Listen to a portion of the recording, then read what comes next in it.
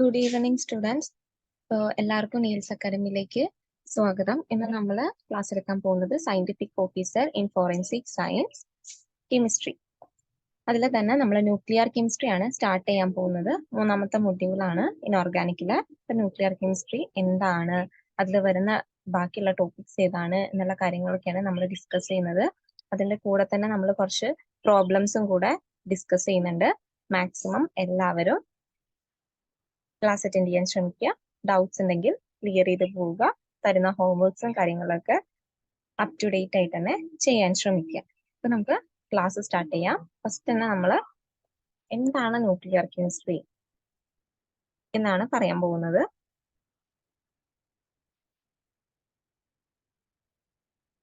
അപ്പോൾ nuclear chemistry എന്താണ്?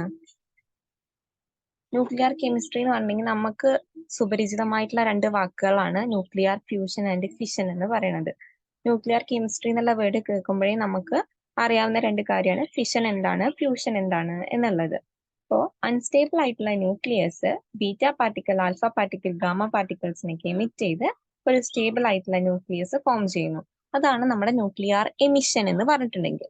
മനസ്സിലായോ? ന്യൂക്ലിയർ കെമിസ്ട്രിയിൽ നമ്മൾ രണ്ട് ഭാഗങ്ങളാണ് ആക്കുന്നത്. ഒന്ന് ന്യൂക്ലിയർ എമിഷനും ഒന്ന് ന്യൂക്ലിയർ റിയാക്ഷൻസും ആണ്. അപ്പോൾ ഇതിൽ എന്താണ് ന്യൂക്ലിയർ എമിഷൻ എന്ന് നമുക്കറിയണം, എന്താണ് ന്യൂക്ലിയർ റിയാക്ഷൻസ് എന്ന് നമുക്കറിയണം. അപ്പൊ എമിഷൻ എന്ന് പറഞ്ഞിട്ടുണ്ടെങ്കിൽ എന്താണ്? അവിടെ ഏതെങ്കിലും ഒരു പാർട്ടിക്കിൾ എമിറ്റ് ആവുന്നുണ്ട്, അതാണ് എമിഷൻ. അപ്പോ അൺസ്റ്റേബിൾ ആയിട്ടുള്ള ഒരു ന്യൂക്ലിയസ്, മനസ്സിലായോ?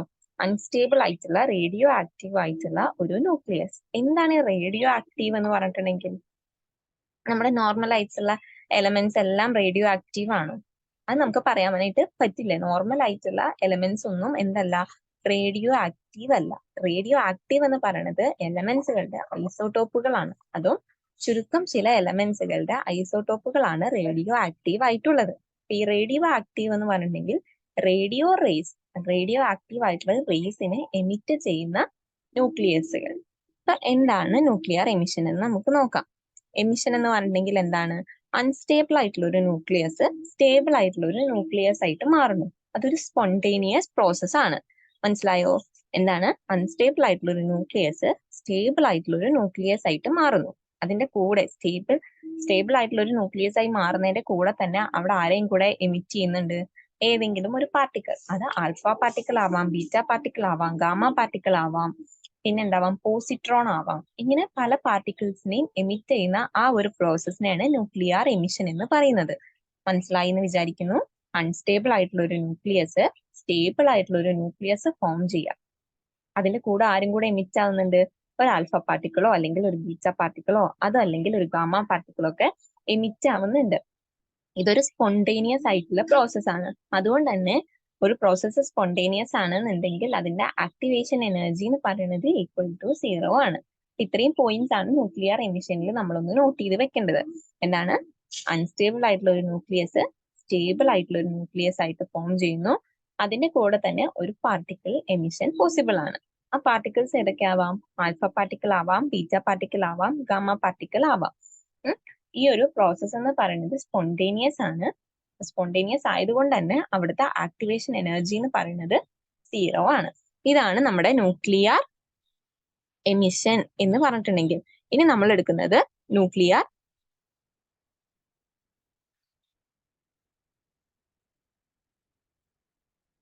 എന്താണ്? ന്യൂക്ലിയർ റിയാക്ഷൻസ് ആണ്. എന്താണ് ന്യൂക്ലിയർ റിയാക്ഷൻ എന്ന് പറഞ്ഞിട്ടുണ്ടെങ്കിൽ? എന്താണ് ന്യൂക്ലിയർ റിയാക്ഷൻസ്? ഒരു സ്റ്റേബിൾ ആയിട്ടുള്ള ന്യൂക്ലിയസ്, എന്താണ്? ഒരു സ്റ്റേബിൾ ആയിട്ടുള്ള ന്യൂക്ലിയസ് അതിലേക്ക് ഒരു പ്രൊജക്ടൈൽ വെച്ച് നമ്മൾ റിയാക്ട് ചെയ്യുന്നു. ആ പ്രൊജക്ടൈൽ എന്ന് പറയുന്നത് ആൽഫ പാർട്ടിക്കിൾ ആവാം, ബീറ്റ പാർട്ടിക്കിൾ ആവാം, പോസിട്രോൺ ആവാം, ഇലക്ട്രോൺ ക്യാപ്ചർ ആവാം, എന്ത് വേണമെങ്കിലും ആവാം. ആ ഒരു പ്രൊജക്ടൈൽ എന്ന് പറയുന്നത് അനത് ന്യൂക്ലിയസ് വേണമെങ്കിലും ആവാം. അപ്പൊ അങ്ങനെ ഒരു പ്രൊജക്ടൈൽ വെച്ചിട്ട് അതിനെ ബൊമ്പാർഡ് ചെയ്യുന്ന സമയത്ത് അവിടെ എന്ത് ഫോം ചെയ്യുന്നു? വേറൊരു സ്റ്റേബിൾ ന്യൂക്ലിയസ് ഫോം ചെയ്യുന്നു. അപ്പൊ ഇവിടെ നമ്മൾ ശ്രദ്ധിക്കേണ്ട കാര്യം, രണ്ടും എന്താണ്? സ്റ്റേബിൾ ന്യൂക്ലിയസ് ആണ്. അതായത് റിയാക്ട് ചെയ്യുന്ന ന്യൂക്ലിയസും ഫോം ചെയ്യുന്ന പ്രോഡക്റ്റ് ന്യൂക്ലിയസും എന്താണ്? ഒരു സ്റ്റേബിൾ ആയിട്ടുള്ള ന്യൂക്ലിയസ് ആണ്. ഇപ്പൊ സ്റ്റേബിൾ ന്യൂക്ലിയസിന്റെ കൂടെ ഇവിടെ ആരാ ഫോം ചെയ്യുന്നത്? ഇജക്ടൈൽ ആണ് ഫോം ചെയ്യുന്നത്. ഇതൊരു നോൺ സ്പോണ്ടേനിയസ് റിയാക്ഷൻ ആയതുകൊണ്ട് തന്നെ എന്താ സംഭവിക്കുന്നത്? Activation energy not equal to 0 ആണ്. മനസ്സിലായോ? ന്യൂക്ലിയർ റിയാക്ഷൻ എന്ന് പറയുന്നത് സ്റ്റേബിൾ ന്യൂക്ലിയസിന്റെ കൂടെ ഒരു പ്രോജക്ടൈൽ വെച്ചിട്ട് റിയാക്ട് ചെയ്യുക. ഇപ്പൊ നമ്മള് ന്യൂക്ലിയർ റിയാക്ഷൻസ്, ഫ്യൂഷൻ, ഫിഷൻ ഒക്കെ നമുക്ക് അറിയാം. ആ ഫ്യൂഷനും ഫിഷനൊക്കെയാണ് ഇവിടെ പറയുന്നത്. ഇപ്പൊ നമ്മൾ നോക്കുക, സ്റ്റേബിൾ ആയിട്ടുള്ള ന്യൂക്ലിയസിന്റെ കൂടെ ഒരു പ്രോജക്ടൈൽ ന്യൂക്ലിയസും കൂടെ വന്ന് ബോംബാർഡ് ചെയ്യുന്ന സമയത്ത് വേറൊരു സ്റ്റേബിൾ ന്യൂക്ലിയസ് ആണ് ഫോം ചെയ്യുന്നത്. അതിന്റെ കൂടെ ഇജക്ടൈലും കൂടെ അവിടെ ഇജക്ടൈലും കൂടെ അവിടെ ഫോം ചെയ്യുന്നുണ്ട്. ആ ഇജക്ടൈൽ എന്ന് പറയുന്നത് രണ്ട് പ്രോഡക്റ്റ് ന്യൂക്ലിയസ് അവിടെ ഫോം ചെയ്യാം. മെയിൻ ആയിട്ടുള്ള ഒരു പ്രോഡക്റ്റും അതേപോലെ അതിന്റെ സബ് ആയിട്ടുള്ള ഒരു പ്രോഡക്റ്റും കൂടെ അവിടെ ഫോം ചെയ്യാം. ഇത് നോൺ സ്പോണ്ടേനിയസ് റിയാക്ഷൻ ആയതുകൊണ്ട് തന്നെ ആക്ടിവേഷൻ എനർജി എന്ന് പറയുന്നത് നോട്ട് ഈക്വൽ ടു 0 ആണ്. മനസ്സിലായി എന്ന് വിചാരിക്കുന്നു.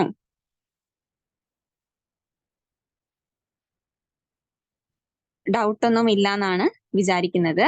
നമുക്ക് അടുത്ത ടോപ്പിക്കിലേക്ക് പോകാം.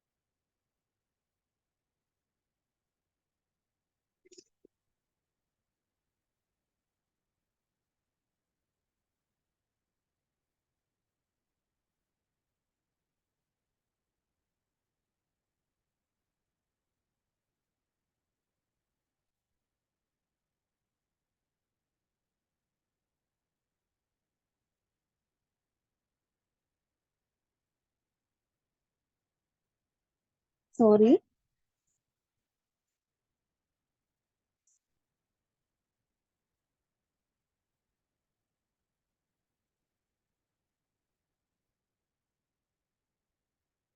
ഇനി നമുക്ക് ഇവിടെ പറയാനുള്ളത് theories of stability of nucleus ആണ് പറയാനുള്ളത്. തിയറി എന്ന് പറഞ്ഞിട്ടുണ്ടെങ്കിൽ എന്താണ്?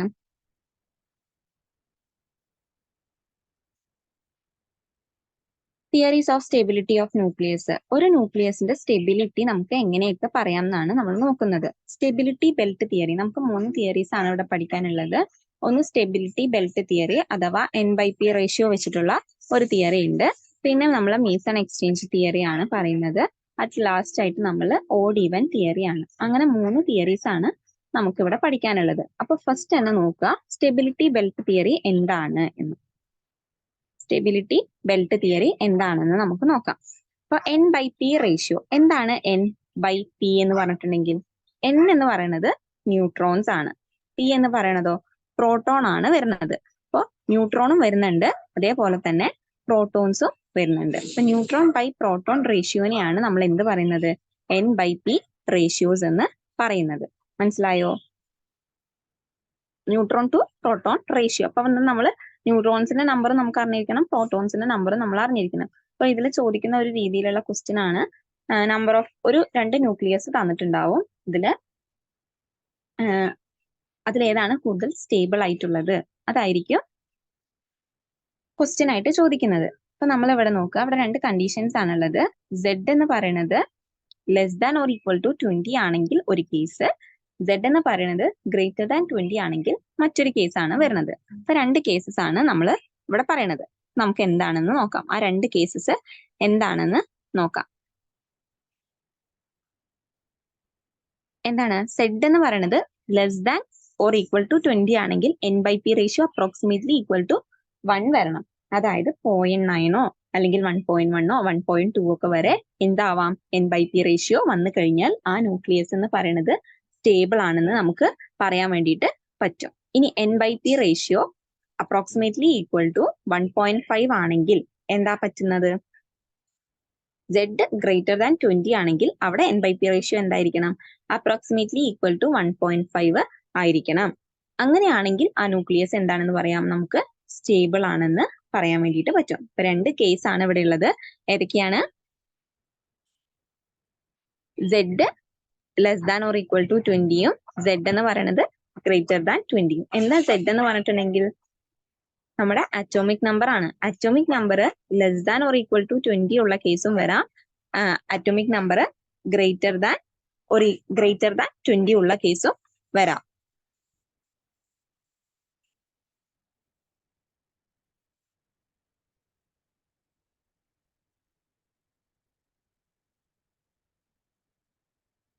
അത് നമുക്കൊരു ക്വസ്റ്റ്യൻ ആയിട്ട് നോക്കാം. എന്താ ക്വസ്റ്റ്യൻ നോക്കണ്ടേ? ഞാൻ ഇവിടെ ക്വസ്റ്റ്യൻ എഴുതി തരാം. അപ്പൊ അതൊന്ന് നോക്കാം എല്ലാവരും.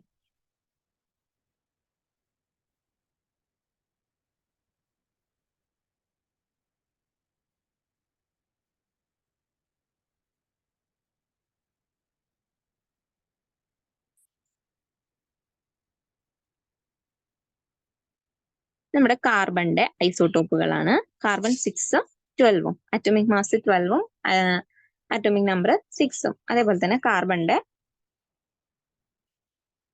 13 ഐസോട്ടോപ്പ് വരുന്നത്. അതേപോലെ കാർബൺ 14 ഐസോട്ടോപ്പ്. അപ്പൊ ഇതൊന്ന് നോക്കുക. ഇതിൽ ഏതാണ് മോർ സ്റ്റേബിൾ ആയിട്ടുള്ള ന്യൂക്ലിയസ് എന്നാണ് നമുക്ക് അറിയേണ്ടത്. എങ്ങനെ നമ്മൾ സ്റ്റേബിൾ ആയിട്ടുള്ള ന്യൂക്ലിയസിനെ മനസ്സിലാക്കുക? N/P റേഷ്യോ വെച്ചിട്ടാണെന്ന് പറഞ്ഞു. അപ്പൊ ഇവിടെ എന്ത് കണ്ടുപിടിക്കണം? ഓരോ കാർബൺ 12ന്റെയും കാർബൺ 13ന്റെയും കാർബൺ 14ന്റെയും എന്ത് കണ്ടുപിടിക്കണം?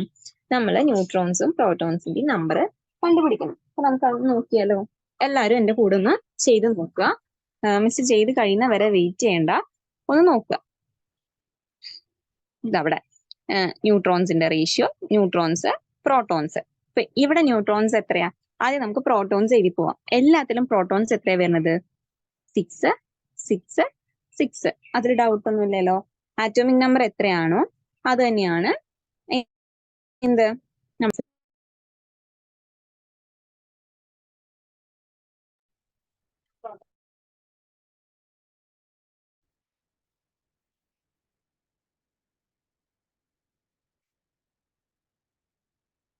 നമ്മുടെ പ്രോട്ടോൺസിന്റെ നമ്പർ വന്നിട്ട് എത്രയാണ്?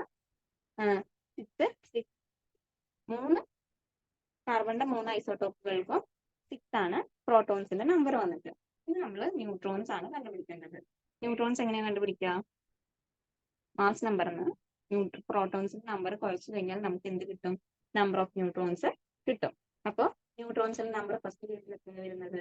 6 തന്നെയാണ്. രണ്ടാമത്തെ കേസിൽ എത്രയാണ് വരുന്നത്? 7 ആണ് വരുന്നത്. മൂന്നാമത്തെ കേസിൽ എത്രയാണ് വരുന്നത്? 8 ആണ് വരുന്നത്. ഇതിൽ ഡൗട്ട് ഒന്നും ഇല്ലല്ലോ. അപ്പൊ നമ്മൾ എന്ത് കണ്ടുപിടിക്കുക? നമ്പർ ഓഫ് ന്യൂട്രോൺസും നമ്പർ ഓഫ് പ്രോട്ടോൺസും. തന്നിരിക്കുന്ന ന്യൂക്ലിയസിന്റെ നമ്പർ ഓഫ് പ്രോട്ടോൺസും നമ്പർ ഓഫ്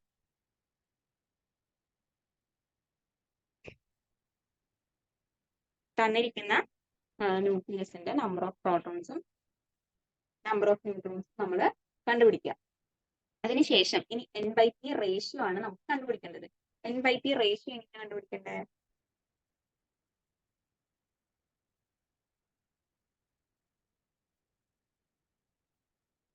N/P റേഷ്യോ എങ്ങനെയാണ് കണ്ടുപിടിക്കേണ്ടത്? N ഡിവൈഡഡ് ബൈ P നോക്കുക. അപ്പൊ N ഡിവൈഡഡ് ബൈ P നോക്കുന്ന സമയത്ത് നമുക്ക് എന്താ കിട്ടുന്നത്? N 6 ആണ്. ഫസ്റ്റ് കേസിൽ 6/6 ഈക്വൽ ടു 1 എന്ന് വരും. 7/6 ഈക്വൽ ടു എത്ര വരും? 1.1 സംതിങ് വരും. ഇനി 8/6 ഈക്വൽ ടു 1.3 വരും. ഇതിൽ ഏതാണ് മോർ സ്റ്റേബിൾ ആയിട്ടുള്ളത്? പറഞ്ഞു. ഇവിടെ 1 വരും, ഇവിടെ 1.1 വരും, ഇവിടെ 1.3 സംതിങ് വരും. ഇതിൽ ഏതാണ് മോർ സ്റ്റേബിൾ ആയിട്ടുള്ളത്? നമുക്കറിയാം കാർബൺ 12 ആണ് മോർ സ്റ്റേബിൾ ആയിട്ടുള്ളത്. അൺസ്റ്റേബിൾ ആയിട്ടുള്ളത് ഏതാണ്? കാർബൺ 14 ആണ്. ഇതിൽ ഏതായിരിക്കും റേഡിയോ ആക്റ്റീവ് ആയിട്ടുള്ളത്? ഏതായിരിക്കും റേഡിയോ ആക്റ്റീവ്? കാർബൺ 15 6 എന്ന് പറയുന്ന കാർബണിന്റെ ഐസോട്ടോപ്പ് ആണ് റേഡിയോ ആക്റ്റീവ് ആയിട്ട്. അപ്പൊ അതൊന്ന് നോക്കാം.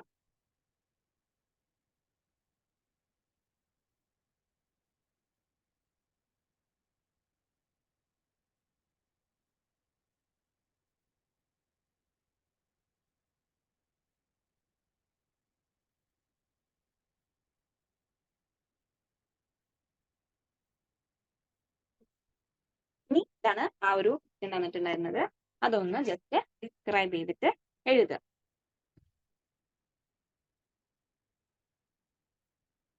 നമുക്കുള്ളത് ഇവിടെ കൺക്ലൂഷൻ ആണ്. കൺക്ലൂഷൻ എന്ന് പറഞ്ഞിട്ടുണ്ടെങ്കിൽ എന്തിന്റെ കൺക്ലൂഷൻ ആണെന്ന് ചോദിച്ചു കഴിഞ്ഞാൽ നമുക്ക് ഇവിടെ അറിയേണ്ട ഒരു കാര്യം ഗ്രൂപ്പ് ഡിസ്പ്ലേസ്മെന്റ് ലോ എന്താണെന്ന് നമുക്ക് അറിയണം.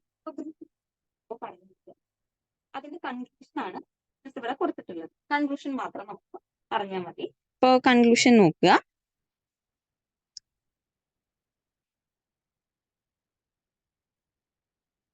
കൺക്ലൂഷൻ എന്താണ്? N/P ratio increases in beta particle and neutron emission. ഒരു ന്യൂക്ലിയർ എമിഷൻ നടക്കുന്ന സമയത്ത് അവിടെ എമിറ്റ് ചെയ്യുന്ന പാർട്ടിക്കിൾ ബീറ്റ പാർട്ടിക്കിൾ അല്ലെങ്കിൽ ന്യൂട്രോൺ പാർട്ടിക്കിൾ ആണെങ്കിൽ അവിടെ എന്ത് ചെയ്യും? N/P റേഷ്യോ ഡിക്രീസ് ആണ് ചെയ്യുന്നത്. മനസ്സിലായോ? ഒന്നില്ലെങ്കിൽ ബീറ്റ പാർട്ടിക്കിൾ എമിഷൻ അല്ലെങ്കിൽ ന്യൂട്രോൺ എമിഷൻ നടക്കുന്ന സമയത്ത് N/P റേഷ്യോ ഡിക്രീസ് ചെയ്യും. അതാണ് അവിടെ നടക്കുന്ന ഒരു കാര്യം. ഇനി N/P റേഷ്യോ ഇൻക്രീസ് ചെയ്യുന്ന കേസ് ഏതൊക്കെയാണ്? Electron capture, positron emission and alpha particle emission. ഈ 3 കേസിലാണ് എന്ത് സംഭവിക്കുന്നത്? N/P റേഷ്യോ ഇൻക്രീസ് ചെയ്യുന്നത്. അതായത് റിയാക്ടൻ സൈഡില് ഒരു റിയാക്ടന്റ് റിയാക്ട് ചെയ്തിട്ടാണല്ലോ എന്തായിട്ട് മാറുന്നത്? നമ്മുടെ പ്രോഡക്റ്റ് ആയിട്ട് മാറുന്നത്. അങ്ങനെയുള്ള ഒരു കേസിൽ ആ റിയാക്ടൻ സൈഡിലുള്ള N/P റേഷ്യോ നമ്മൾ എഴുതുക, പ്രോഡക്റ്റ് സൈഡിലുള്ള N/P റേഷ്യോ നമ്മൾ എഴുതുക. ഇത് രണ്ടും എഴുതുന്ന സമയത്ത് റിയാക്ടൻ സൈഡിലുള്ള N/P റേഷ്യോ ഒരു ബീറ്റ പാർട്ടിക്കിൾ എമിഷൻ ആണ് നടന്നതെങ്കിൽ റിയാക്ടൻ സൈഡിലുള്ള N/P റേഷ്യോ കൂടുതലും പ്രോഡക്റ്റ് സൈഡിലുള്ള N/P റേഷ്യോ കുറവുമായിരിക്കും. അപ്പൊ എന്താ സംഭവിക്കുന്നത്? സ്റ്റേബിൾ ആവാൻ വേണ്ടിയിട്ട് N/P റേഷ്യോ ഡിക്രീസ് ചെയ്യണം. അതാണ് ഒരു കേസ്. രണ്ടാമത്തെ കേസ് എന്താണ്? N/P വാല്യൂ ഇൻക്രീസ് ആണ് ചെയ്യുന്നതെങ്കിൽ, അതായത് റിയാക്ടൻ ടു പ്രോഡക്റ്റ് നോക്കുമ്പോൾ അവിടെ N/P റേഷ്യോ ഇൻക്രീസ് ആണ് ചെയ്യേണ്ടതെങ്കിൽ അവിടെ എമിഷൻസ് ഏതൊക്കെയായിരിക്കണം? ഇലക്ട്രോൺ ക്യാപ്ചർ നടന്നു കഴിഞ്ഞാൽ N/P റേഷ്യോ പ്രൊഡക്റ്റിന് കൂടുതലായിരിക്കും. പോസിട്രോൺ എമിഷൻ നടന്നാലും എന്ത് തന്നെയാണ്? N/P റേഷ്യോ പ്രൊഡക്റ്റിന് കൂടുതലായിരിക്കും. അതേപോലെ ആൽഫ പാർട്ടിക്കിൾ എമിഷൻ നടന്നാലും പ്രോഡക്റ്റിന്റെ N/P റേഷ്യോ വന്നിട്ട് കൂടുതലായിരിക്കും. ഇനി ഗാമ എമിഷൻ ആണ് നടക്കുന്നതെങ്കിലോ പ്രത്യേകിച്ച് അവിടെ ചേഞ്ച് ഒന്നും ഉണ്ടാവില്ല. ഇതാണ് 3 കേസസ് വന്നിട്ട്. മനസ്സിലായി എന്ന് വിചാരിക്കുന്നു. ഇനി നമുക്കുള്ളത്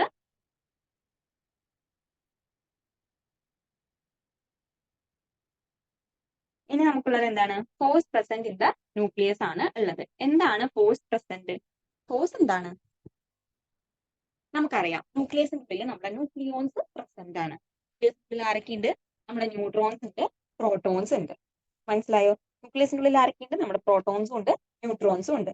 അങ്ങനെ പ്രോട്ടോൺസും ന്യൂട്രോൺസും തമ്മിലൊരു അട്രാക്ഷൻ അല്ലെങ്കിൽ റിപ്പൽഷൻ അവിടെ നടക്കും. അപ്പോ ന്യൂക്ലിയർ ഫോഴ്സ് ആണ് ഏറ്റവും കൂടുതൽ സ്ട്രോങ്സ്റ്റ് ആയിട്ടുള്ള ഒരു ഫോഴ്സ്. അത് നമ്മൾ പഠിച്ചിട്ടുണ്ട്. അപ്പൊ അത് അട്രാക്റ്റീവ് ആവണ്ടേ? എങ്ങനെയാണ് അവിടെ ഒരു ഫോഴ്സ് ഫോം ചെയ്യുന്നത്? എങ്ങനെയാണ് ആ ഫോഴ്സ് ഫോർമേഷൻ എന്നാണ് നമ്മൾ ഇവിടെ നോക്കാൻ പോകുന്നത്. ഇപ്പൊ ന്യൂക്ലിയർ ഫോഴ്സിന് 2 തരത്തിലുണ്ട്. ഏതൊക്കെയാണ് 2 തരത്തിലുള്ളത്? ഒന്ന് അട്രാക്ഷൻ ഉണ്ട്, അതേപോലെ തന്നെ എന്തുണ്ട്? ഒന്ന് റിപ്പൽഷനും ഉണ്ട്. അപ്പൊ അട്രാക്ഷന്റെ കേസ് നോക്കുക. അട്രാക്ഷന്റെ കേസ് നോക്കുകയാണെങ്കിൽ എന്താ സംഭവിക്കുന്നത്? അവിടെ ആരൊക്കെ തമ്മിൽ അട്രാക്ട് ചെയ്യുന്നത്? ന്യൂട്രോണും പ്രോട്ടോണും. ന്യൂട്രോൺ ചാർജ്ലെസ് ആണ്, പ്രോട്ടോൺ പോസിറ്റീവ് ചാർജ് ആണ്. അപ്പൊ ഒരു ചാർജ്ലെസ് ആയിട്ടുള്ള പാർട്ടിക്കിളും ചാർജ് ഉള്ള ഒരു പാർട്ടിക്കിളും തമ്മിൽ എന്ത് ചെയ്യും? അട്രാക്ട് ചെയ്യും. ഇനി 2 ചാർജ് ചെയ്യാത്ത പാർട്ടിക്കിൾസ് തമ്മിലും എന്ത് നടക്കും? അട്രാക്ഷൻ നടക്കും. അതായത് ന്യൂട്രോൺ തമ്മിൽ ഒരു അട്രാക്ഷൻ നടക്കും, ന്യൂട്രോൺ പ്രോട്ടോൺ തമ്മിലും നടക്കും, ഒരു അട്രാക്ഷൻ നടക്കും. ആ 2 കേസാണ് ഇവിടെ പറഞ്ഞിട്ടുള്ളത്.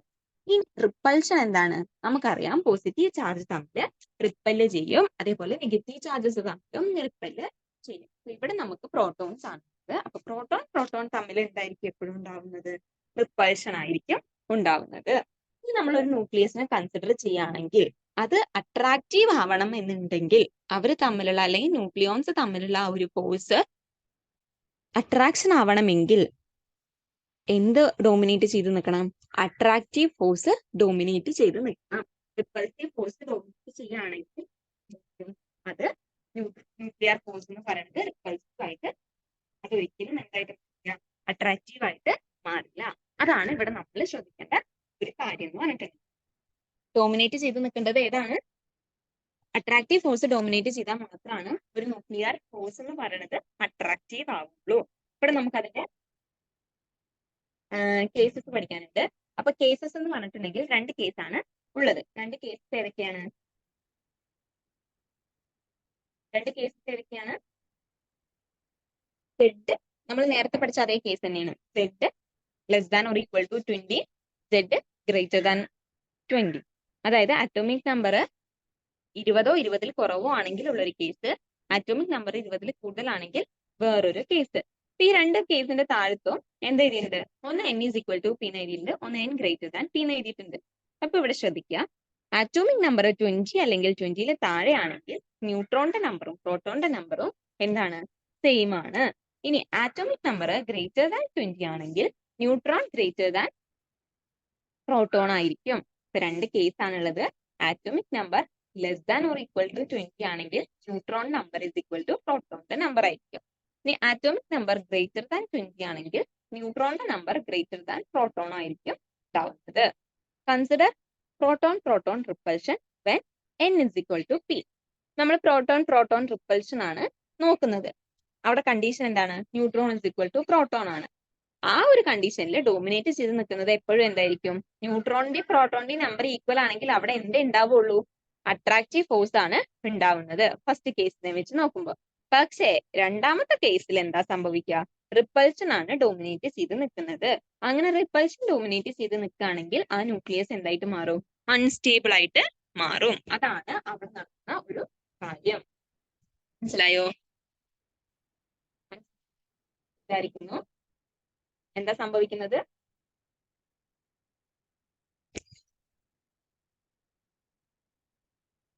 എന്താ സംഭവിക്കുക?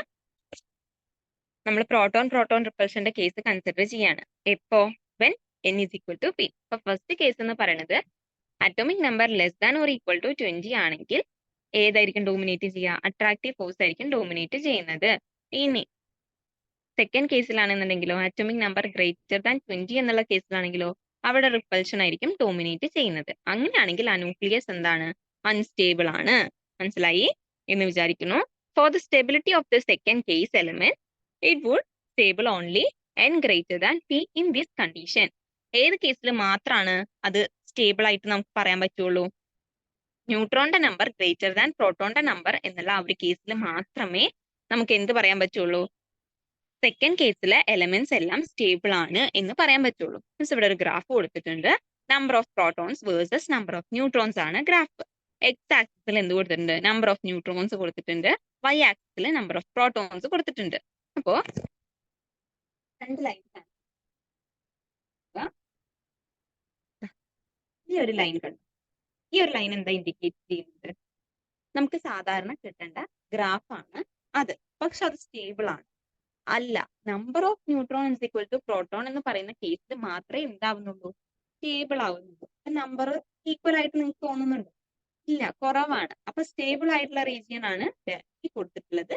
സ്റ്റേബിൾ ആയിട്ടുള്ള റീജിയൻ ആണ് കൊടുത്തിട്ടുള്ളത്. അവിടെ സ്റ്റെബിലിറ്റി റീജിയൻ എഴുതിയിട്ടുണ്ട്. ഇനി നമ്മൾ ഈ ഒരു ഗ്രാഫിനെ തന്നെ A part, B part, C part ആക്കി മാറ്റുകയാണ് ചെയ്യുന്നത്. അപ്പൊ എ പാർട്ടിൽ എന്താ സംഭവിക്കുന്നത്? ഒന്ന് നോക്കിക്കേ.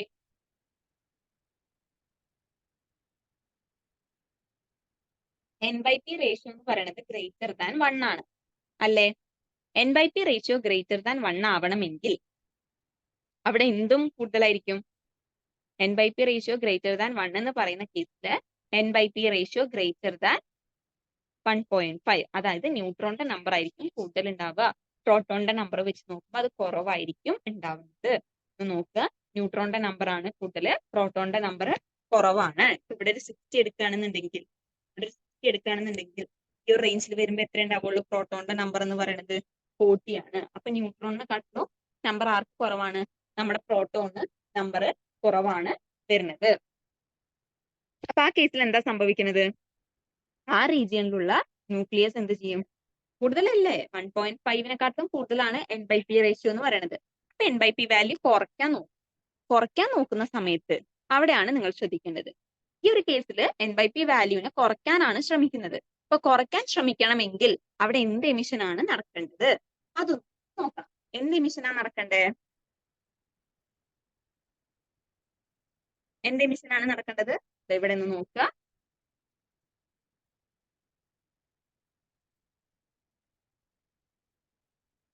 ഇവിടെ നിന്ന് നോക്കുക. n/p റേഷ്യോ ഡിക്രീസ് ചെയ്യുന്നത് ഏത് എമിഷൻ നടക്കുന്ന സമയത്ത് മാത്രമാണ്? ബീറ്റ എമിഷൻ അല്ലെങ്കിൽ ന്യൂട്രോൺ എമിഷൻ നടക്കുന്ന ടൈമിൽ മാത്രമാണ് n/p വാല്യൂ ഡിക്രീസ് ചെയ്യുന്ന കേസ്. അപ്പൊ അവിടെയുള്ള ന്യൂക്ലിയസ് ഒക്കെ എന്ത് എമിഷൻ ആണ് പോസിബിൾ ആക്കുന്നത്? ബീറ്റ എമിഷൻ അല്ലെങ്കിൽ ന്യൂട്രോൺ എമിഷൻ ആണ് അവർക്ക് പോസിബിൾ ആയിട്ടുള്ളത്. അതൊന്ന് ഓർത്ത് വെക്കണം. ഇനി സ്റ്റേബിൾ റീജിയൻ ആണ് ബി എന്ന് പറയുന്നത്. എന്താണ്? സ്റ്റേബിൾ ആയിട്ടുള്ള റീജിയൻ ആണ് അല്ലെ. നോക്കുക, ബി എന്ന് പറയുന്നത് എന്താണ്?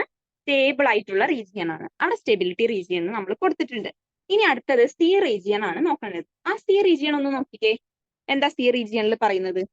അതാണ് നമുക്ക് അറിയേണ്ടത്. സി റീജിയനിൽ എന്താണ് പറയുന്നത്? n by p ratio less than 1 ആണ് അല്ലെ. n by p റേഷ്യോ എന്ന് പറയുന്നത് ലെസ് ദാൻ 1 ആണ്. അപ്പൊ ന്യൂട്രോൺസിന്റെ നമ്പർ ആയിരിക്കുമോ പ്രോട്ടോൺസിന്റെ നമ്പർ ആയിരിക്കുമോ കൂടുതൽ ഉണ്ടാവുന്നത്? നോക്കിയിട്ട് പറയണം. ആരുടെ ആയിരിക്കും ഉണ്ടാവുക? ന്യൂട്രോൺസിന്റെ നമ്പർ എന്ന് പറയുന്നത് കുറവായിരിക്കും വെൻ കമ്പയർഡ് ടു പ്രോട്ടോണിന്റെ കേസ് അല്ലേ. ഇത് ലെസ് ദാൻ 1 ആണ്. അപ്പൊ നമ്മൾ എന്ത് ചെയ്യണം? n by p റേഷ്യോനെ നമ്മൾ എന്ത് ചെയ്യണം? ഇൻക്രീസ് ചെയ്യണം. n by p ratio increase ചെയ്യാനാണ് ശ്രമിക്കുന്നത്. അൺസ്റ്റേബിൾ ആയിട്ടുള്ള ഒരു ന്യൂക്ലിയസ് സ്റ്റേബിൾ ആവുന്ന കേസിൽ n by p ratio is equal to 1 എന്ന് വരണം. പിന്നെ ഇവിടെ ഉള്ള ഒരു കേസ് എന്താണ്? ഗ്രേറ്റർ ദാൻ 20 ആണ് അറ്റോമിക് നമ്പർ വരുന്നത്. z എന്താണ്? ഗ്രേറ്റർ ദാൻ 20 ആണ്. അപ്പൊ 1.5നെക്കാട്ടിലും കൂടുതൽ ആര് വേണം? നമ്മുടെ n by p റേഷ്യോ എന്ന് പറയുന്നത് അപ്രോക്സിമേറ്റ്ലി ഈക്വൽ ടു 1.5 എങ്കിലും ഉണ്ടായിരിക്കണം. അപ്പൊ നമ്മൾ കൂട്ടാനാണ് ശ്രമിക്കുന്നത്. കൂട്ടാൻ ശ്രമിക്കുമ്പോൾ അവിടെ എന്ത് എമിഷൻ ആണ് നടക്കുന്നത്? Alpha emission, positron emission, electron capture. ഈ മൂന്നെണ്ണാണ് അവിടെ സംഭവിക്കുന്നത്. ഇതിന് നമുക്ക് എന്തറിയണം? നമ്മുടെ ഗ്രൂപ്പ് ഡിസ്പ്ലേസ്മെന്റ് ലോന്റെ കൺക്ലൂഷൻ അറിയണം. ആ ഒരു 3 പോയിന്റ്സ് എന്തായാലും പഠിച്ചു വെക്കണം. n by p ratio decreases ആണെന്നുണ്ടെങ്കിൽ അവിടെ ബീറ്റ എമിഷനും അതേപോലെ തന്നെ എന്തായിരിക്കും? ന്യൂട്രോൺ എമിഷനും ആയിരിക്കും സംഭവിക്കുന്നുണ്ടാവുക. ഇനി സ്റ്റേബിൾ റീജിയനിൽ പ്രത്യേകിച്ചൊന്നും ഇല്ല. ഇനി n by p ratio increase ആണ് ചെയ്യേണ്ടതെങ്കിൽ, ഇൻക്രീസ് ചെയ്തിട്ടാണ് നമുക്ക് സ്റ്റെബിലിറ്റി അറ്റൈൻ ചെയ്യേണ്ടതെങ്കിൽ അവിടെ എന്ത് എമിഷൻ ആയിരിക്കും നടക്കുക? ആൽഫ എമിഷൻ, പോസിട്രോൺ എമിഷൻ അല്ലെങ്കിൽ ഇലക്ട്രോൺ ക്യാപ്ചർ ആയിരിക്കും നടക്കുന്നത്. ഇത് മനസ്സിലായി എന്ന് വിചാരിക്കുന്നു.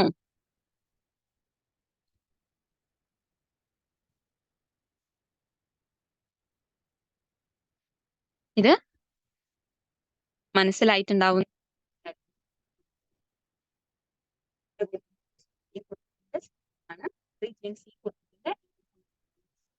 അതെല്ലാം കൊടുത്തിട്ടുണ്ട്. ഇനി നമുക്കൊരു ക്വസ്റ്റ്യൻ നോക്കാം. ന്യൂക്ലിയർ എമിഷൻ ഓഫ് ഒരു എക്സ് എന്ന് പറയുന്ന ന്യൂക്ലിയസ് കൊടുത്തിട്ടുണ്ട്. വിൽ റിസൾട്ട് ഇൻ ഏത് എമിഷൻ ആണെന്നാണ് നമുക്കറിയുന്നത്. അപ്പൊ നമുക്ക് നോക്കാം. ഇവിടെ ഓപ്ഷൻ എക്സ്, ഗാമ റേസ് ഉണ്ട്, ന്യൂട്രോൺസ് ഉണ്ട്, ബീറ്റ പാർട്ടിക്കിൾ ഉണ്ട്, ഇലക്ട്രോൺ ക്യാപ്ചർ ഉണ്ട്. അപ്പൊ ഇതെങ്ങനെയാണ് നമ്മൾ കണ്ടുപിടിക്കുന്നത്? നമുക്കൊന്ന് നോക്കാം.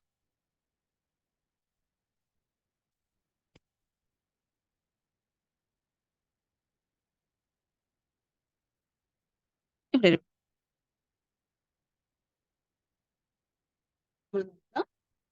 കൊടുത്തിട്ടുള്ളത് ഒരു ന്യൂക്ലിയസ് അല്ലെ.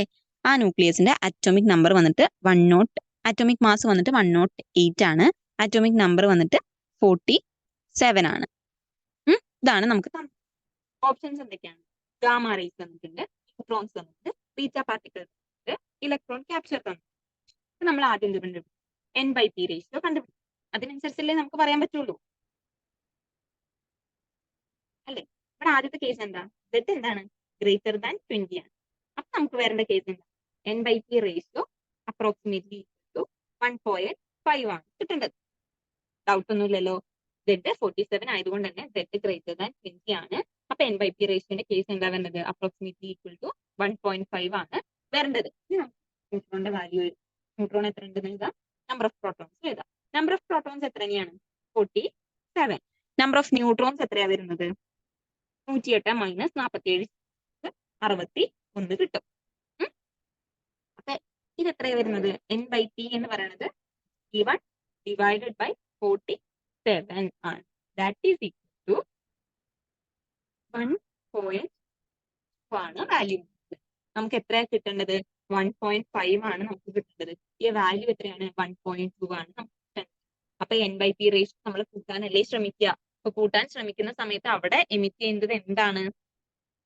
ഗാമയാണോ? ഗാമയ്ക്ക് ചേഞ്ച് ഒന്നും ഉണ്ടാവില്ലല്ലോ. ന്യൂട്രോൺ ആണോ? ബീറ്റ പാർട്ടിക്കിൾ ആണോ? ന്യൂട്രോണും ബീറ്റ പാർട്ടിക്കിളും എവിടെ വരുന്നത്? n by p റേഷ്യോ കുറയ്ക്കണമെങ്കിലാണ് ന്യൂട്രോൺ എമിഷനും ബീറ്റ എമിഷനും നടക്കേണ്ടത്. അപ്പൊ നമ്മുടെ ആൻസർ എന്തായിരിക്കും?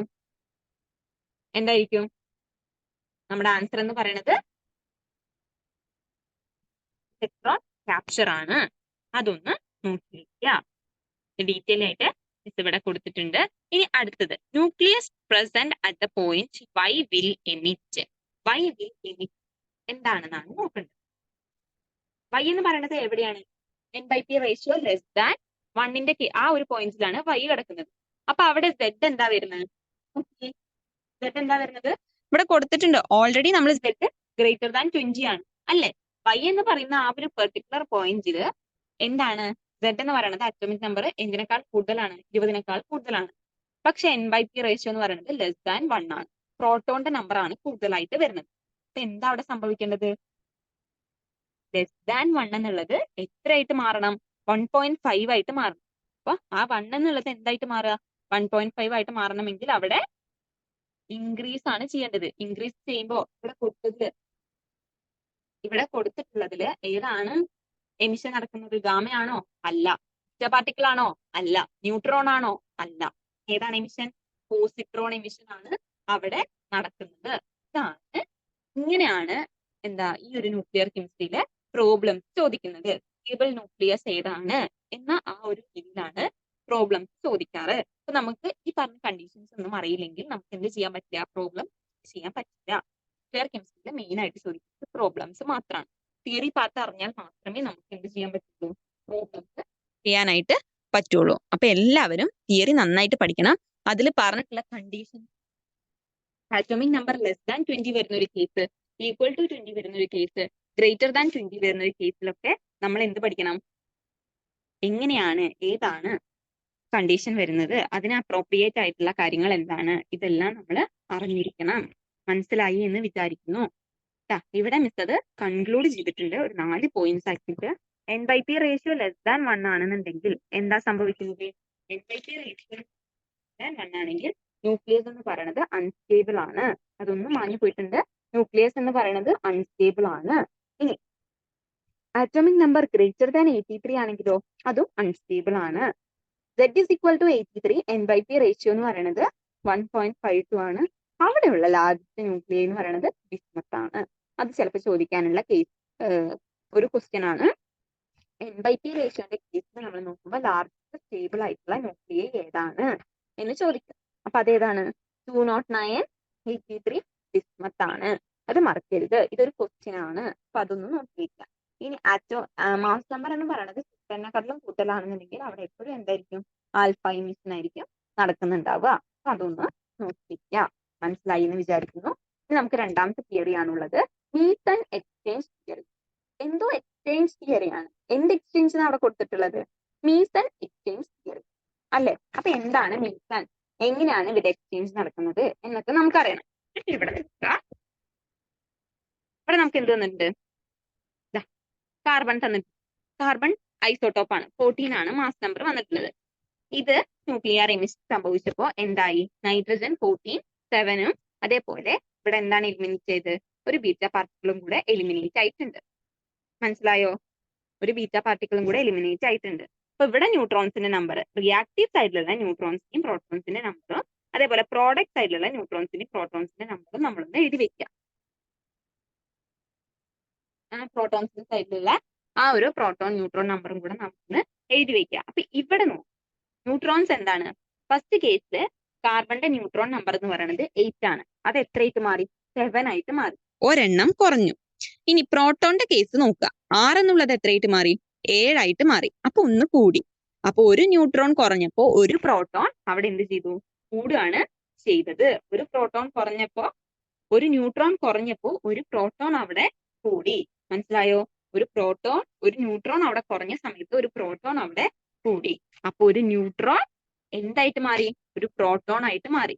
അപ്പൊ എമിറ്റ് ചെയ്ത പാർട്ടിക്കിൾ എന്താണ്? എക്സ് എന്ന് കൊടുക്കുക, എ കണ്ടുപിടിക്കുക. 0യിൽ നിന്ന് 1 ആണ് ആയത്. അപ്പൊ 0 is equal to എന്ത് കൊടുക്കുക? 1 plus a. അപ്പൊ a is equal to -1. -1 ആയിട്ടുള്ളത് എന്താണ്? 1 തന്നെയാണ്. അപ്പൊ b is equal to 0 എന്ന് കിട്ടി. അപ്പൊ ഇതെന്താണ് എലിമിനേറ്റ് ആയത്? ഒരു ബീറ്റ പാർട്ടിക്കിൾ ആണ് അവിടുന്ന് എലിമിനേറ്റ് ആയത്. നമുക്ക് മനസ്സിലായോ? ഒരു ന്യൂട്രോൺ പ്രോട്ടോൺ ആയിട്ട് എക്സ്ചേഞ്ച് ചെയ്തു. Neutron and proton are interconnected. മനസ്സിലായി എന്ന് വിചാരിക്കുന്നു. ന്യൂട്രോൺസും പ്രോട്ടോൺസും എന്ത് ചെയ്തു?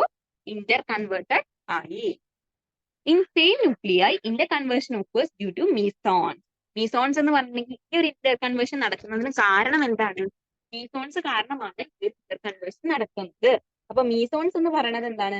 ഇലക്ട്രിക്കലി ചാർജ്ഡ് ആയിട്ടുള്ള ഒരു പാർട്ടിക്കിൾ ആണ് ന്യൂക്ലിയസിന്റെ ഉള്ളില് കാണപ്പെടുന്ന പാർട്ടിക്കിൾ ആണ് നമ്മുടെ മീസോൺ എന്ന് പറയുന്നത്. മനസ്സിലായി എന്ന് വിചാരിക്കുന്നു. ഇതാണ് നമ്മുടെ ന്യൂക്ലിയസ് കൺസിഡർ ചെയ്യേണ്ടത്. ന്യൂക്ലിയസ് കൺസിഡർ ചെയ്യുന്ന സമയത്ത് ന്യൂട്രോൺസ് ഉണ്ട്, പ്രോട്ടോൺസ് ഉണ്ട്, മീസോൺസ്. ആ മീസോൺസ് എന്ന് പറയുന്നത് എന്താണ്? പൈ മീസോൺസ് ആണ്. അങ്ങനെയാണ് നമ്മൾ റെപ്രസെന്റ് ചെയ്യുന്നത്. അപ്പൊ ആ പൈ മീസോൺ എന്ന് പറയുമ്പോൾ പൈ പ്ലസ് ഉണ്ടാവാം, പൈ സീറോ ഉണ്ടാവാം, പൈ നെഗറ്റീവ് ഉണ്ടാവാം. മനസ്സിലായോ? 3 ടൈപ്പ് മീസോൺസ് ആണ് അവിടെ ഉള്ളത്. പൈ പ്ലസ് ഉണ്ടാവാം, പൈ സീറോ ഉണ്ടാവാം, പൈ മൈനസ് ഉണ്ടാവാം. അപ്പൊ ഒരു ന്യൂട്രോൺ പ്രോട്ടോൺ ആയിട്ട് മാറുമ്പോൾ അവിടെ എന്താണ് സംഭവിക്കുന്നത്? നമുക്ക് ഇങ്ങനെ നോക്കാം. ഒരു ന്യൂട്രോൺ ആണ് പ്രോട്ടോൺ ആയിട്ട് മാറുന്നത്. എന്താണ്? ഒരു ന്യൂട്രോൺ ആണ് പ്രോട്ടോൺ ആയിട്ട് മാറുന്നത്. ന്യൂട്രോൺ എന്തായിട്ട് മാറി? പ്രോട്ടോൺ ആയിട്ട് മാറി. ഡൗട്ട് ഒന്നുമില്ലല്ലോ. ന്യൂട്രോണിന്റെ മാസ് എത്രയാണ് വരുന്നത്? രണ്ടുമില്ല. പ്രോട്ടോണിന്റെ ആണെങ്കിലോ 1 ആണ് വരുന്നത്. ഇവിടെ 1 ആണ് കേട്ടോ. ന്യൂട്രോൺ പ്രോട്ടോൺ ആയിട്ടാണ് മാറിയത്. അപ്പൊ ഇവിടെ എന്താ സംഭവിച്ചത്? ഒന്ന് നോക്കുക. 0 plus a is equal to 1. അപ്പൊ എ എന്താ വരിക? അപ്പൊ a is equal to minus 1 എന്ന് വന്നു. എ എന്താന്ന് നമുക്ക് കിട്ടിയല്ലോ. അപ്പൊ അവിടെ നടക്കുന്ന ഇന്റർ കൺവേർഷൻ ആരാണ് സഹായിക്കുന്നത്? പൈ പ്ലസ് എന്ന് പറയുന്ന മീസോൺ ആണ് സഹായിക്കുന്നത്. ഇനി നമ്മൾ നോക്കുക. ഇനി നമ്മൾ എന്താ നോക്കേണ്ടത്? പ്രോട്ടോൺ എങ്ങനെയാണ് ന്യൂട്രോൺ ആയിട്ട് മാറുന്നത്? 1 1 ആണ്, ന്യൂട്രോണിന് 1 0 ആണ്. അപ്പൊ അവിടെ എന്താ? 1 0 ആയിട്ടാണ് 1 0 ആയിട്ടാണ് മാറുന്നത്. അപ്പൊ 1 is equal to 0 plus 1 plus A is equal to 0 എന്ന് വന്നു. അപ്പൊ എന്ത് വരും? എ is equal to -1 എന്ന് വന്നു. -1 അല്ലേ? അപ്പൊ നമുക്ക് എന്ത് കിട്ടി? പൈ മൈനസ് എന്ന് കിട്ടി. ഇനി അടുത്ത കേസ് നോക്കാം. ഒരു പ്രോട്ടോൺ ആയിട്ട് തന്നെയാണ് മാറുന്നത്. പ്രത്യേകിച്ച് ചേഞ്ച് ഒന്നും ഇല്ലാത്തതുകൊണ്ട് പൈ 0. ന്യൂട്രോൺ ആയിട്ട് തന്നെയാണ് മാറുന്നത്. അവിടെയും എന്താണ്? ചേഞ്ച് ഒന്നും ഇല്ലാത്തത് കൊണ്ട് എന്താ സംഭവിക്കുന്നത്? ന്യൂട്രോൺ ആയിട്ട് മാറുമ്പോഴും പൈ 0 ആണ് വരുന്നത്. ഇത് മനസ്സിലായി എന്ന് വിചാരിക്കുന്നു. ഇത് എപ്പോഴും ചോദിക്കുന്ന ഒരു കേസ് ആണ്. ഇതാണ് അവിടെ എക്സ്ചേഞ്ചിന് സഹായിച്ചത്. ബൈ ദ എക്സ്ചേഞ്ച് ഓഫ് മീസോൺസിന്റെ ഈ എക്സ്ചേഞ്ച് കാരണം അവിടെ ഒരു ഫോഴ്സ് ജനറേറ്റ് ചെയ്യുന്നുണ്ട്. ഫോഴ്സ് ഓഫ് അട്രാക്ഷൻ ജനറേറ്റ് ചെയ്യുന്നുണ്ട്. ആ ഒരു ഫോഴ്സ് ആണ് നമ്മുടെ ന്യൂക്ലിയോൺസ് തമ്മിൽ ബൈൻഡ് ചെയ്ത് നിർത്തിയിട്ടുള്ളത്. മനസ്സിലായോ മീസൺ എക്സ്ചേഞ്ച് തിയറി എങ്ങനെയാണെന്ന്? ഇവിടെ ഏത് മീസോൺ ആണ് എലിമിനേറ്റ് ആവുന്നത് അല്ലെങ്കിൽ ഏത് ആണ് ഇന്റർ കൺവേർഷൻ എന്നൊരു ക്വസ്റ്റ്യൻ ഇവിടെ നിന്ന് പ്രതീക്ഷിക്കാം. ഇനി നമ്മുടെ മൂന്നാമത്തെ തിയറിയാണ് ഇവനോഡ് തിയറി. എന്താ ഇവനോഡ്? ഇനി നമ്മൾ ഈ ഒരു ടേബിൾ കാണാതെ പഠിച്ചാൽ മതി. എന്നുള്ള ക്വസ്റ്റ്യൻസ് ഒക്കെ നമുക്ക് ആൻസർ ചെയ്യാൻ പറ്റും. ഇതൊക്കെ നമ്മൾ പഠിക്കുന്നത് എവിടെയാണ്? സ്റ്റെബിലിറ്റി ഓഫ് ദ ന്യൂക്ലിയസ് കണ്ടുപിടിക്കാൻ വേണ്ടിയിട്ടാണ്. അപ്പൊ നമ്മൾ നോക്കുക. പ്രോട്ടോൺസിന്റെ നമ്പർ, ന്യൂട്രോൺസിന്റെ നമ്പർ ഓഫ് സ്റ്റേബിൾ ന്യൂക്ലിയേ തന്നിട്ടുണ്ട്. പ്രോട്ടോൺസും ന്യൂട്രോൺസും ഈവൻ ആണെങ്കിൽ നമ്പർ ഓഫ് സ്റ്റേബിൾ ന്യൂക്ലിയൈ എത്രയാണ്? 165 ആണ്. ഇനി പ്രോട്ടോൺ ഈവനും ന്യൂട്രോൺ ഓടും ആണെങ്കിൽ number of stable nuclei become 55 ആണ്. ഇനി പ്രോട്ടോൺസ് ഓടും ന്യൂട്രോൺസ് ഈവനും ആണെങ്കിൽ number of stable nuclei is equal to 50. രണ്ടും ഓടാണെങ്കിൽ number of stable nuclei is equal to 5. മനസ്സിലായോ?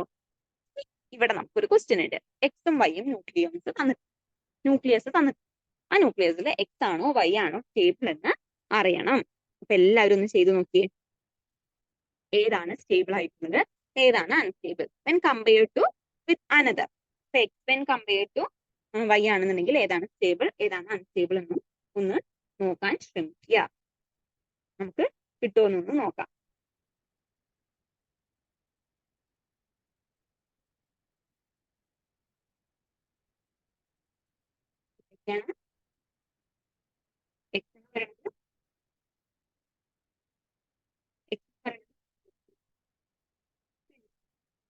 വൈ എന്ന് പറയുന്നത് 39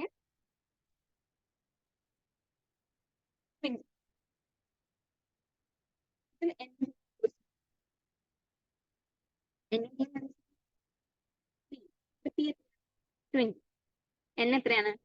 20. ഇവിടെ എത്രയാണ്? എന്ന് പറയുന്നത് 20. ഇവിടെ എത്രയാണ്? 9 അല്ലേ? അപ്പൊ ഇവിടെ ഇത് രണ്ടും ഇവനാണ്. ഇവിടെ ഒരെണ്ണം മാത്രമേ ഇവനുള്ളൂ. ഇത് ഓടാണ്. അപ്പൊ നമ്മൾ നോക്കുക. രണ്ട് ഈവൻ നമ്പേഴ്സ് വരുമ്പോൾ 165 ന്യൂക്ലിയസ് സ്റ്റേബിൾ ആണ്. പ്രോട്ടോൺസ് ഈവനും ന്യൂട്രോൺസ് ഓടും ആണ് വരുന്നത്. അതായത് പ്രോട്ടോൺസ് ഓടാണ് വന്നിട്ടുള്ളത്, ന്യൂട്രോൺസ് ഈവൻ ആണെങ്കിൽ അവിടെ ആകെ 50 ന്യൂക്ലിയസ് ഉള്ളൂ സ്റ്റേബിൾ ആയിട്ട്. അപ്പൊ ഇത് 165 ആണെങ്കിൽ ഇവിടെ എത്രയാണ്? 50ആണ്. അപ്പൊ ഇതിന്റെ മോർ സ്റ്റേബിൾ ന്യൂക്ലിയൈ ഏതാണ്? നമ്മുടെ മോർ സ്റ്റേബിൾ ദാൻ Y. കാരണം എന്താണ്? അത് 165 സ്റ്റേബിൾ ന്യൂക്ലിയസ് ഉണ്ട്, അതാണ് അതിന് കാരണമായിട്ട് പറയുന്നത്. മനസ്സിലായി എന്ന് വിചാരിക്കുന്നു.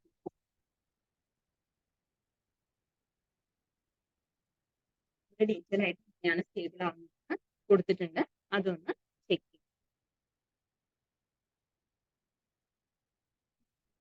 അടുത്താണ് മാജിക് നമ്പർ. ഇതിന് എപ്പോഴും ഒരു ക്വസ്റ്റ്യൻ. ഇതിന് നമ്മൾ ആകെ പഠിക്കേണ്ടത് ആ മാജിക് നമ്പേഴ്സ് ആണ്. മാജിക് നമ്പേഴ്സ് ഏതൊക്കെയാണ്? 2 ഉണ്ട്, 8 ഉണ്ട്, 20, 28, 50, 84, 120. ഇത്രയും നമ്പേഴ്സ് നമ്മൾ കാണാതെ പഠിക്കും. ഇത് ഷുവർ ക്വസ്റ്റ്യൻ ആണ്, എപ്പോഴും ചോദിക്കുന്നതാണ്. സയന്റിഫിക് ഓഫീസറിന് മാത്രമല്ല നെറ്റിനും ഗേറ്റിനും എല്ലാത്തിനും ചോദിക്കുന്ന ഒരു മാജിക് നമ്പേഴ്സ് വെച്ചിട്ടുള്ളത്. ഇപ്പോൾ 2, 8, 20, 28, 50, 120. ഇതില് 2 മുതൽ 8 വരെ, അതായത് 2, 8, 20, 28, 50, 82. ഇത്രയും നമ്പേഴ്സ് എന്താവാം? നമ്പർ ഓഫ് പ്രോട്ടോൺസ് ആവാം, നമ്പർ ഓഫ് ആവാം, number of neutrons and protons ആവാം. അങ്ങനെയെങ്കിൽ ഇപ്പോ നമ്പർ ഓഫ് ന്യൂട്രോൺസോ നമ്പർ ഓഫ് പ്രോട്ടോൺസ് രണ്ടും ഈ മാജിക് നമ്പർ ആണെങ്കിൽ ആ ന്യൂക്ലിയ ആയിരിക്കും ഏറ്റവും സ്റ്റേബിൾ ആയിട്ട് ഉണ്ടാവുക. 126 എന്ന് പറയുന്നത് sum of neutrons and protons ആണ്. മനസ്സിലായി എന്ന് വിചാരിക്കും. ഇനി നമുക്കൊരു ക്വസ്റ്റ്യൻ നോക്കാം. ക്വസ്റ്റ്യൻ എന്താണ്? ആർഗണും കാൽഷ്യവും തന്നിട്ടുണ്ട്. ഇപ്പൊ ഇവിടെ നോക്കാം, പ്രോട്ടോൺസിന്റെ നമ്പർ എത്രയാണ്? 22 ആണ്. ന്യൂട്രോൺസിന്റെ നമ്പർ 18 ആണ് ആർഗന്റെ കേസിൽ. കാൽഷ്യത്തിന്റെ കേസിൽ രണ്ടും 20 ആണ് വന്നിട്ടുള്ളത്. അല്ലെ? ഇതിൽ ഡൗട്ട് ഒന്നും ഇല്ലല്ലോ. രണ്ടും എന്താണ് വന്നിട്ടുള്ളത്? 20 ആണ് വന്നിട്ടുള്ളത്. 20 എന്ന് പറയുന്നത് ഏതാണ്? നമ്മുടെ മാജിക് നമ്പർ ആണ് 20. ഇവിടെ ഏതാ മാജിക് നമ്പർ? രണ്ടും മാജിക് നമ്പർ അല്ല വന്നിട്ടുള്ളത്.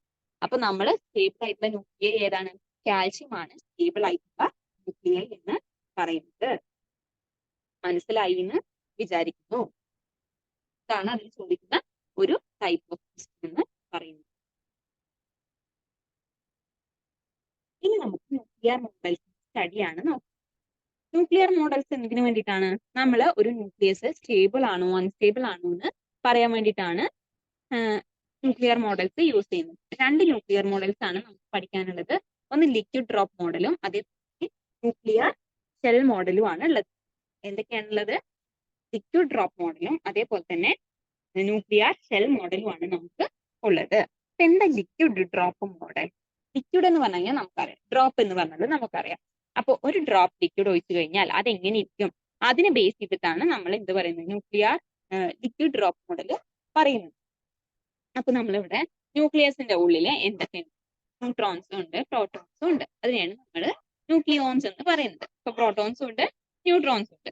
ലിക്വിഡ് ഡ്രോപ്പ് മോഡലിനെ പറയുന്ന മറ്റൊരു പേരാണ് പോയിന്റ് മോഡൽ. ഇതാരെ നമുക്ക് സജസ്റ്റ് ചെയ്തിട്ടുള്ളത്? 1930 ബോർ ആണ് സജസ്റ്റ് ചെയ്തിട്ടുള്ളത്. ഇനി നമ്മളൊരു ലൈറ്റ് ന്യൂക്ലിയസ് അല്ലെങ്കിൽ സ്മോൾ ന്യൂക്ലിയസ് കൺസിഡർ ചെയ്യുക, അതേപോലെ തന്നെ ഒരു ലാർജ് ന്യൂക്ലിയസ് കൺസിഡർ ചെയ്യുക. ഇപ്പൊ നമ്മൾ രണ്ട് വാട്ടർ ഡ്രോപ്ലെറ്റ് ഒരു സർഫസിൽ ഒട്ടിച്ചു എന്ന് വിചാരിക്കുക. ഭയങ്കര പോയിന്റഡ് ആയിട്ടുള്ളത് യൂസ് ചെയ്തിട്ട് ഒരു ഡ്രോപ്പ് ഒറ്റിക്കുക. അപ്പൊ ആ ലിക്വിഡ് ഡ്രോപ്പിന്റെ സൈസ് എന്തായിരിക്കും? വളരെ ചെറുതായിരിക്കും. അത് പിന്നീട് സ്പ്ലിറ്റ് ചെയ്യാനുള്ള ചാൻസ് വളരെ കുറവാണ്.